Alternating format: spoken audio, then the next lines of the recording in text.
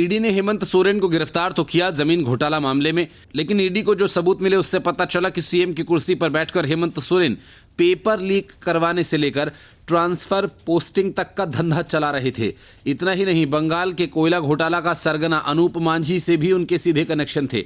मतलब एक घोटाले के चक्कर में हेमंत के सारे घोटाले सामने आ गए। ईडी ने हेमंत सोरेन के लिए पीएमएलए कोर्ट को दिए रिमांड पिटीशन में आर्किटेक्ट विनोद सिंह और व्हाट्सएप चैट का हवाला दिया। विनोद सिंह के पास जेएसएससी परीक्षा में शामिल होने वाले कई अभ्यर्थियों के एडमिट कार्ड्स मिले हैं।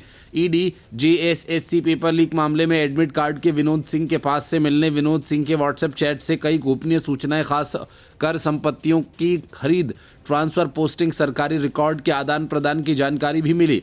विनोद सिंह के मोबाइल से भी कई लोगों से बातचीत की चैट मिली, जिसमें ट्रांसफर पोस्टिंग को लेकर कई गंभीर बातें सामने आई हैं।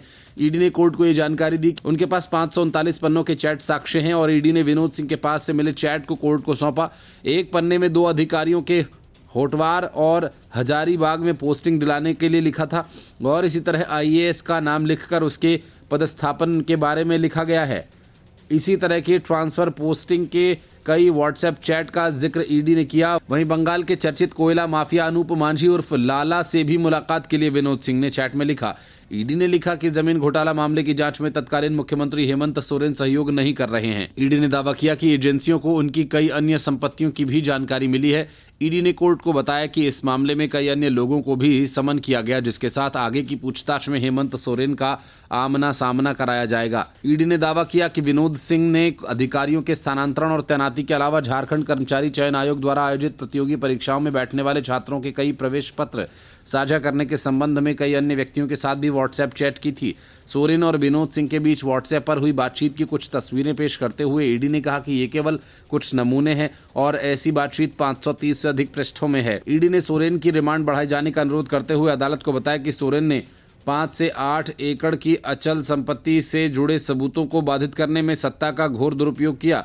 रांची की एक विशेष पीएमएलए अदालत ने कथित भूमि घोटाला मामले से जुड़े धन शोधन मामले में सोरेन को ईडी की 5 दिन की हिरासत बढ़ा दी है। सोरेन की ओर से पेश महाधिवक्ता राजीव रंजन ने कहा कि प्रवर्तन निदेशालय ने 7 दिन की हिरासत का अनुरोध किया था, जिसका हमने ये कहते हुए विरोध किया और हिरासत की जरूरत नहीं है, क्योंकि उनसे पहले ही 20 जनवरी को 8 घंटे और 31 जनवरी को भी 8 घंटे की पूछताछ की जा चुकी है। उन्होंने कहा कि इसके अलावा उनसे 5 दिन में 120 घंटे की पूछताछ हो चुकी है। महाधिवक्ता ने कहा इसलिए और हिरासत की कोई आवश्यकता नहीं, लेकिन उन्होंने जांच के दायरे को अपराध के मामले से परे विस्तारित करने की कोशिश की। हम कहते रहे हैं, ईडी के पास अपराध से परे किसी भी चीज की जांच करने की शक्ति और अधिकार क्षेत्र नहीं है। उन्हें गिरफ्तार किया गया। वे आगामी लोकसभा चुनाव के मद्देनजर उन्हें हिरासत में रखना चाहते हैं। Bureau report, news of India.